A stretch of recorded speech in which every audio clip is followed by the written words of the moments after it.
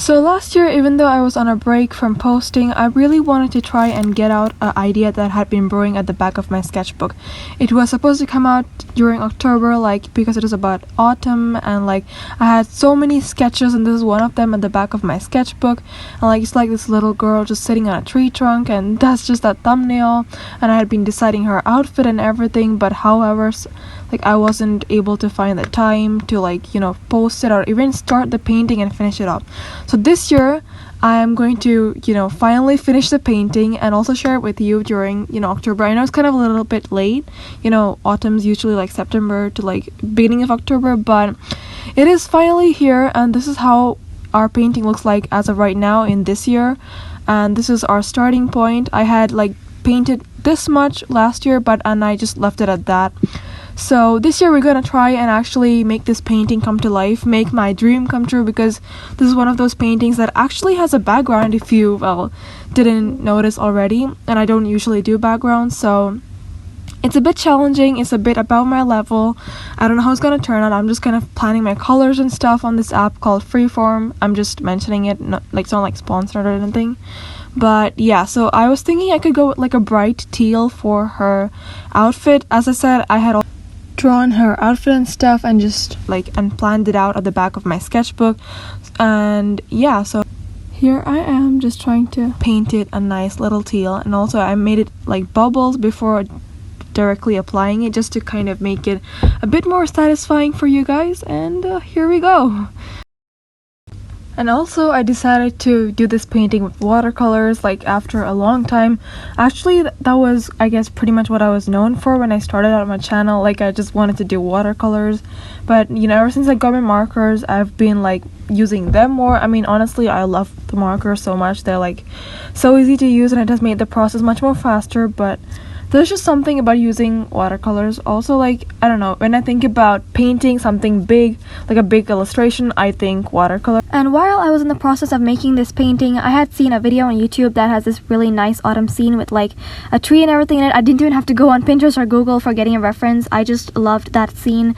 So I took that from a screenshot of that from the video, and I was kind of just looking at that and getting inspired, and I got really an idea on what color to paint that tree trunk and the ground and how it would look like and all of that. I think if I didn't see that, I don't think the ground would look as realistic as it turned out. And talking about deciding colors and the composition of stuff, I decided that I did not want her to be wearing a brown skirt.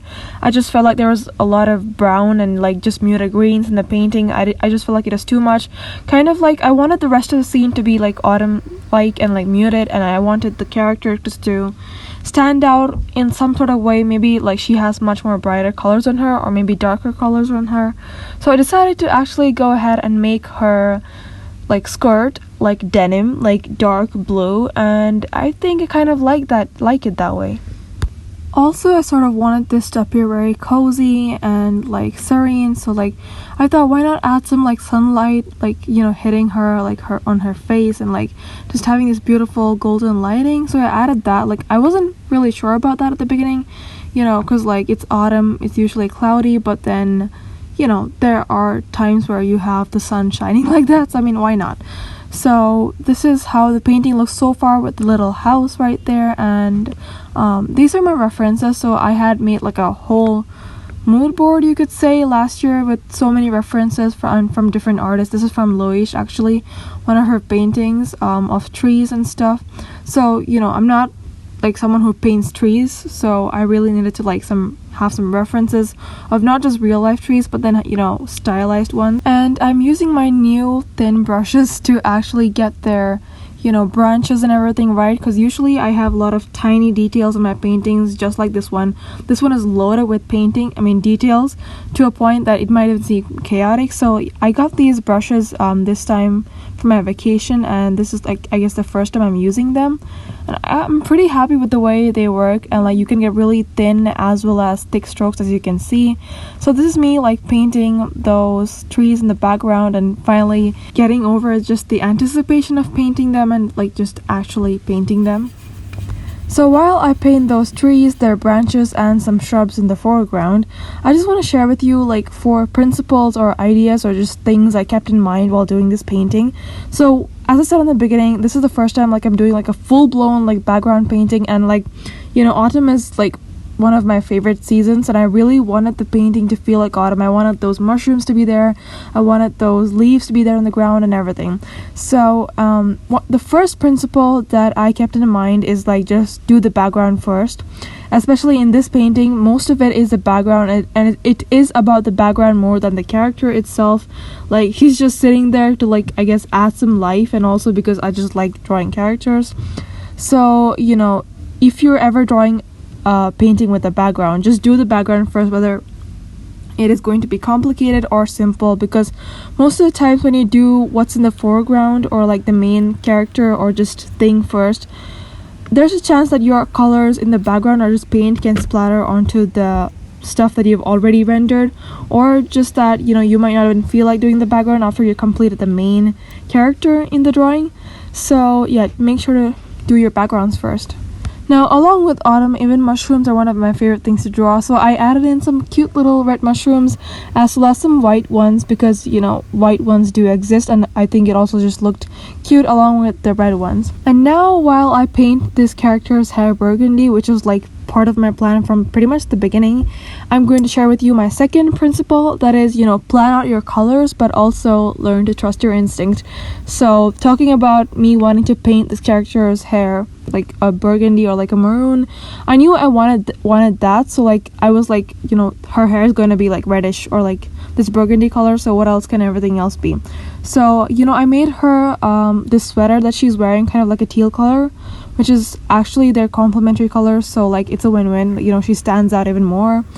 And talking about making the character stand out from the rest of the background, I'd suggest using muted colors for the background and comparatively vibrant colors for the main character or the thing in the foreground, which is actually pretty easy for me to do considering the fact that I'm doing an autumn painting. And before I tell you the last idea that I kept in mind, this is my sketch in the beginning, and this were some of my plans or ideas that I had last year, and you know, this is like something that I did digitally, and this is how it looks like. So this is a plan that I had this year. As you can see, you know, I tried coloring the trees and I changed her Trisha somewhat more like teal, and this is where we are at now. I took like a little picture and most of the colors are laid out, but I just wanted to do a bit more of color planning at like 10 p.m. at night because I did not like the way the tree trunk was looking. But you know, so far we have made so much progress, and I thought just the tree trunk would just kind of look better if it was like a darker color or something, but I wasn't sure because even the bag is dark. But I was surprised. Like, I just added some autumn leaves and everything digitally, and oh my god, like it looked so good. It looked like the ground was wet after a rain shower, and I'm like, oh my god, I need to do this. And this is me implementing that idea traditionally using acrylics.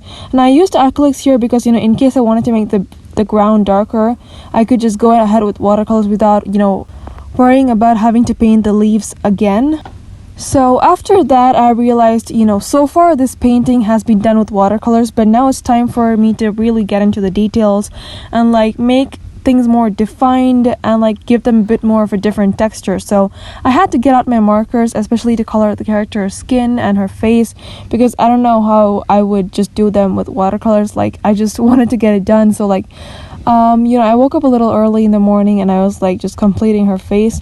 Honestly, when I was doing this, I did not like, I felt like I was ruining it. I was like, oh my god, this looks so bad, this sucks. But, you know, trusting the process has never failed me, so I just decided to complete the bag also and just take a little break because I was low-key not liking it. I felt like it was too detailed or something, so I just decided to take a little break. Now, while we're on that little break, I just wanted to show you this little chocolate that I felt like, you know, just fit in so much with the vibe of this video. And whoever did those little leaves on the cover did a good job. So yeah, I just kind of enjoyed a little bit of chocolate, and I got back to the painting. I thought, you know what, this painting is almost done. Just do the highlights and you might kind of like it better. I wasn't wrong, so I just went in with the highlights, some color pencils, some, you know, color pens, markers, and this is the reveal. I must say, I'm so happy with how this turned out, especially just the background and how I rendered nature, I guess, and the tree trunk and the texture and this little house there. And I decided to finish the painting and her face, even though I still don't like the face very much, but everything else other than the face I just love so much the mushrooms, the random autumn leaves on the floor, the trees, and everything. Now, the last principle that I want to share with you guys is, you don't need to detail everything like it looks in real life. For the autumn leaves, if you just zoom in a bit, they don't actually look like leaves. They're just random blobs, but you get the idea that they're leaves. So just keep that also in mind. And this is the painting. If you like the video, make sure to give it a thumbs up. Subscribe if you're interested in seeing my videos. I post whenever I'm free, maybe once or twice in a month. So if you're interested in that, make sure to subscribe and turn on the notifications so that you do not miss out. And if you want to see other seasonal type of videos, they're out on my channel. Make sure to check them out. And until next time, keep drawing and stay cozy.